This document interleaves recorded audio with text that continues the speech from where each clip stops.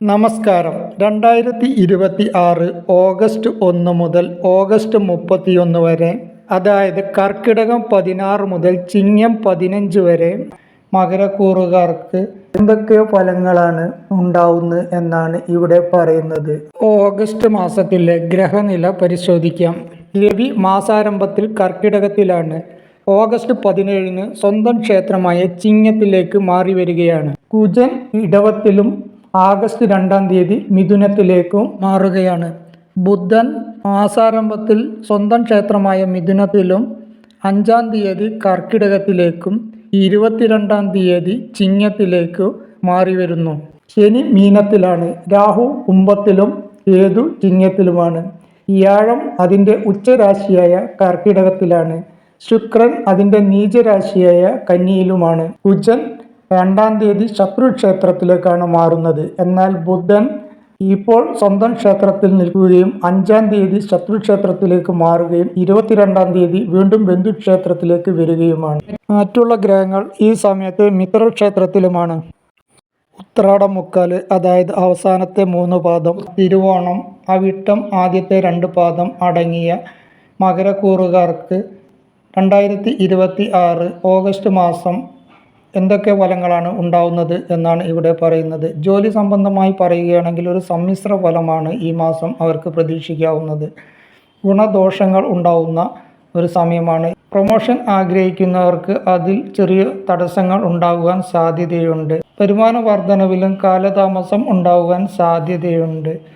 എന്നിരുന്നാലും ജോലി ആഗ്രഹിക്കുന്നവർക്ക് ജോലി ലഭിക്കുവാൻ ഈ സമയം ഗുണകരമാണ്.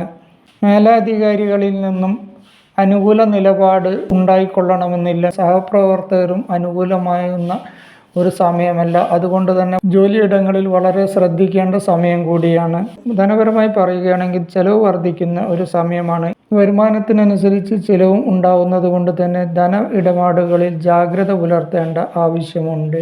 അപ്രതീക്ഷിതമായി ചെലവ് വർദ്ധിക്കുന്ന സമയം കൂടിയാണ്.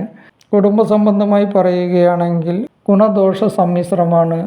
ദമ്പതികൾ തമ്മിൽ ഐക്യക്കുറവ് ഉണ്ടാകുവാനും അഭിപ്രായ വ്യത്യാസം ഉണ്ടാകുവാനും ഒക്കെ സാധ്യതയുള്ളത് കൊണ്ട് തന്നെ വളരെ അധികം ശ്രദ്ധിക്കേണ്ടതുണ്ട്. ആരോഗ്യകരമായി അത്ര ഗുണകരമല്ല.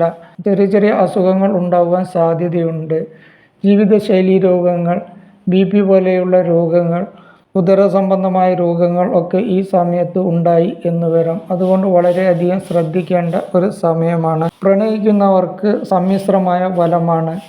തെറ്റിദ്ധാരണ ഉണ്ടാകുവാനും അകൽച്ച ഉണ്ടാകുവാനും സാധ്യതയുള്ളത് കൊണ്ട് തന്നെ സംസാരം നിയന്ത്രിക്കേണ്ടതും വളരെ ശ്രദ്ധിക്കേണ്ടതുമായ സമയമാണ്. വിവാഹം ആഗ്രഹിക്കുന്നവർക്ക് അത് നടന്നു കിട്ടുന്നതാണ്. ദീർഘകാലമായി വിവാഹം ആഗ്രഹിക്കുന്നവർക്ക് അതിന് അനുകൂലമായ ഒരു തീരുമാനം ഉണ്ടാകുന്നതാണ്. വിദ്യാർത്ഥികൾക്ക് ഗുണകരമായ സമയമാണ്. വിദ്യാ നേട്ടം ഉണ്ടാകുവാനും പുതിയ കോഴ്സിൽ അഡ്മിഷൻ ലഭിക്കുവാനും ഒക്കെ ഈ സമയത്ത് സാധ്യതയുണ്ട്. വിദേശത്ത് പഠിക്കുവാൻ ആഗ്രഹിക്കുന്നവർക്ക് അത് നടന്നു കിട്ടുന്നതാണ്. എന്നാൽ ഈ മാസം അവസാനം കൂടുതൽ ഏകാഗ്രതയും ശ്രദ്ധയും പുലർത്തേണ്ട സമയം കൂടിയാണ്. ശത്രുക്കൾ ഐക്യപ്പെടുന്ന സമയം കൂടിയാണ്. വാഹനം വാങ്ങുവാനും വീട് വെക്കുവാനും ഒക്കെ പറ്റിയ കാലമാണ്. വസ്തു വാങ്ങുവാൻ ആഗ്രഹിക്കുന്നവർക്ക്, റിയൽ എസ്റ്റേറ്റ് ബിസിനസ് നടത്തുന്നവർക്ക്, വാഹനം വാങ്ങുവാൻ ആഗ്രഹിക്കുന്നവർക്കൊക്കെ അനുകൂല സമയമാണ്. വിദേശത്ത് പോകാൻ ആഗ്രഹിക്കുന്നവർക്ക്, വിദേശത്ത് ജോലിക്ക് ആഗ്രഹിക്കുന്നവർക്ക് അവരുടെ ആഗ്രഹം സാധിച്ചു കിട്ടുന്ന മാസം കൂടിയാണ്. പൊതുവെ പറഞ്ഞാൽ ആഗസ്റ്റ് മാസം മകരക്കൂറുകാർക്ക് സമ്മിശ്രമായ ഫലമാണ് ലഭിക്കുക.